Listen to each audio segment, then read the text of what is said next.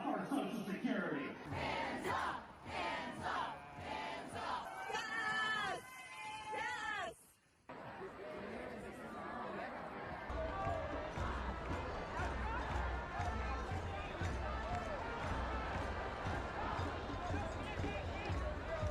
Today is the hands-off protest across the United States, with more than 1,400 demonstrations scheduled in all 50 states across the country.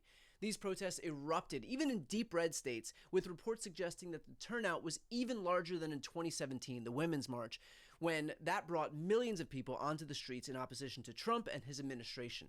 And I should remind you that that energy in 2017 ultimately culminated into Democrats winning the House by the biggest margin in modern American history, flipping a staggering 41 seats to Democratic control. Organizers of the protests noted three demands: an end to the billionaire takeover and rampant corruption of the Trump administration, an end to slashing federal funds for Medicaid, Social Security, and other programs that working people rely on, and an end to the attacks on immigrants, trans people, and other communities. And of course, one of these billionaires has opted to take the entirely wrong message out of today. In response to a video of Rachel Maddow discussing these protests, one of Elon's right-wing fanboy accounts posted, "Terror! Soros-funded Indivisible is openly admitting they are behind the 1,300 paid protests happening today in all 50 states. Democrat billionaires are funding these uprisings and they should be held legally accountable for the violence and vandalism." To which Elon tweeted, "They will be." Spooky framing, huh? Except, small problem here, there is no terror, no violence, and no vandalism other than what Elon Musk himself is doing to our government, our economy, and our jobs. And yet, pretty telling that this guy is so fucking drunk with power that his response to these protests against him, where millions upon millions of Americans have taken to the streets to peacefully speak out against this corrupt White House, is to threaten them with prosecution. This is the exact brand of fascism that so many Americans are protesting right now. Elon is proving in real time why it is so important that we do take to the streets.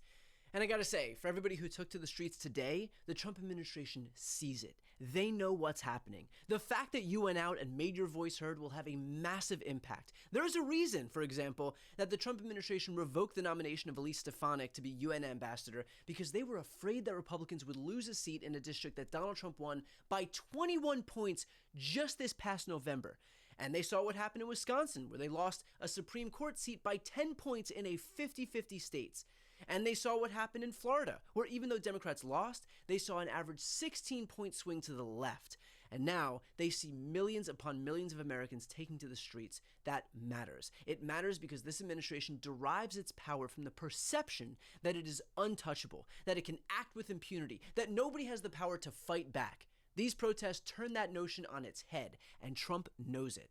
And by the way, this isn't just significant for Americans. This is important for the international community to see as well. I know that oftentimes the actions of a country's government can impact the way that its citizens are perceived.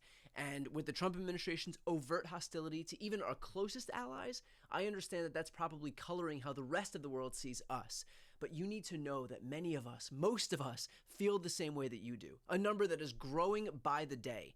Know that we, as the American people, need all the allies we can get, from within our country and without, to fight back against the plague of Trumpism that has consumed our government and that's threatening to consume yours. And finally, my message to everybody, American or not, is to continue speaking out. Disabuse yourself of the notion that your voice isn't enough to make a difference, because together, as today showed, we end up with one of the biggest collective actions against the government in American history. Now is not the time to cower. Now is not the time to lick our wounds. Now is not the time for infighting. Now is the time to stand up, to speak out, and to fight back. It's a time for our elected officials to get out to every district and talk to voters, even in the reddest areas of America. It's a time for them to lead marches, to take to the floor of Congress and speak out, and to use every lever at their disposal. And it's time for the rest of our citizens, the rest of us, to flood the streets, flood the airwaves, flood social media, and make your voice heard on a daily basis as much as humanly possible. There is only one thing that will strike the fear of God into Trump and the GOP, and that is the knowledge that we are awake, that we are clear-eyed, and that we are so fucking ready to fight back. Presidents who have the politics of Mussolini and the economics of Herbert Hoover.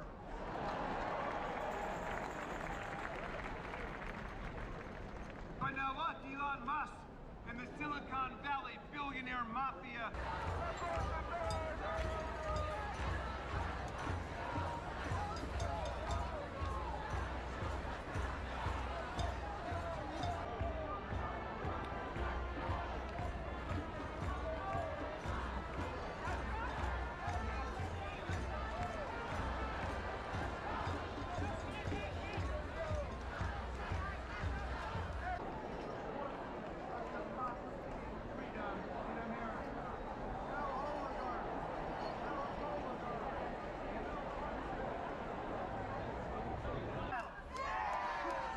even while they're literally sitting in the Kremlin.